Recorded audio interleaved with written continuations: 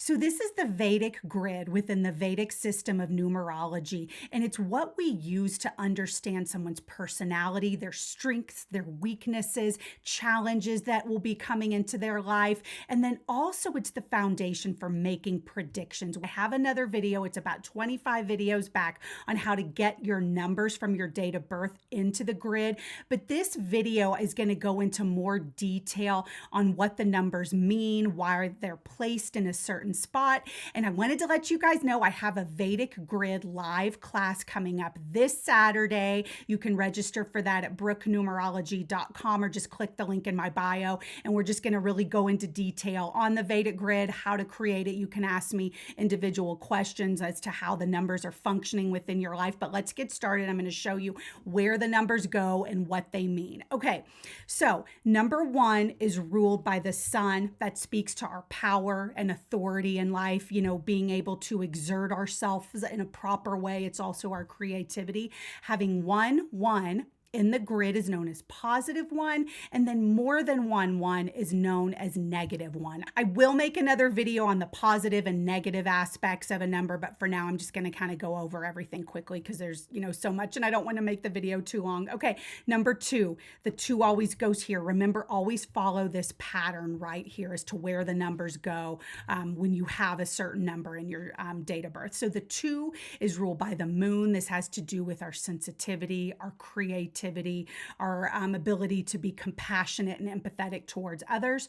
1-2 in the grid is positive. More than 1-2 is known as -2.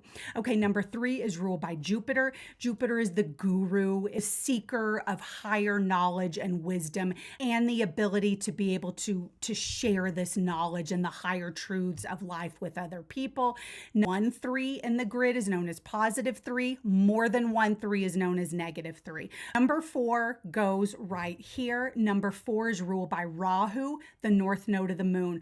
Number four is a very intelligent but unorthodox planet and speaks to these, brilliant outside of the box ideas and ways of being.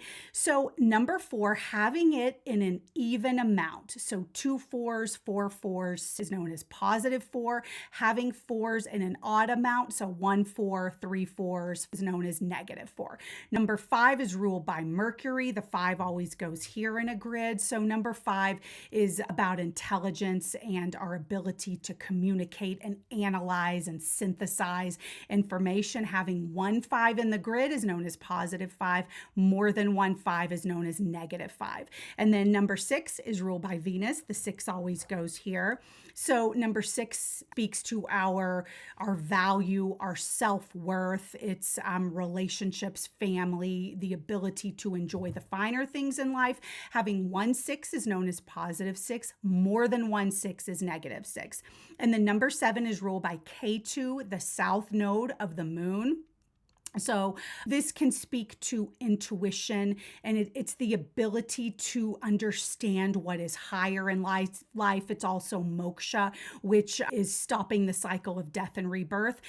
So having 1-7 in the grid is known as +7. More than 1-7 is known as -7. And notice 7 is in the middle. And so having 1-7 within your grid really speaks to being able to stabilize your life and find the inner truths about what is higher. Number 8 is ruled by Saturn. The number 8 goes here. So Saturn has to do with our karma, its duty, its struggle and delay and sacrifice, but Saturn also rewards. And so with the number 8, having 8s in an odd amount, so 1-8, 3-8 is known as -8, and then having 8s in an even amount, so 2-8s, 4-8s is known as +8. And then the final number is 9. That's ruled by Mars. The 9 goes here. So 9, Mars is an incredibly spiritual and humanitarian number. It also speaks to courage and drive. Having 1-9 is known as +9, and then having more than 1-9 is known as -9. And then please notice there's not a 0 anywhere in the grid, and this is because 0 is the void and it's nothingness. And so if you have a 0 in your date of birth, like you're born in October October, that's the 10th month of the year. You're born on the 10th, 20th, or 30th of the month, right? The 0 never goes into the grid. And then really quickly, I'll just mention the planes of existence within the Vedic grid. So the 319 is known as the spiritual plane. This is the dharmic plane. The 675 is known as the mental plane, and then the 284 is known as the physical plane. The 362 is going to be the plane of thought. The 178 is known as the social action plane, and then the 954 plane is known as the plane of action.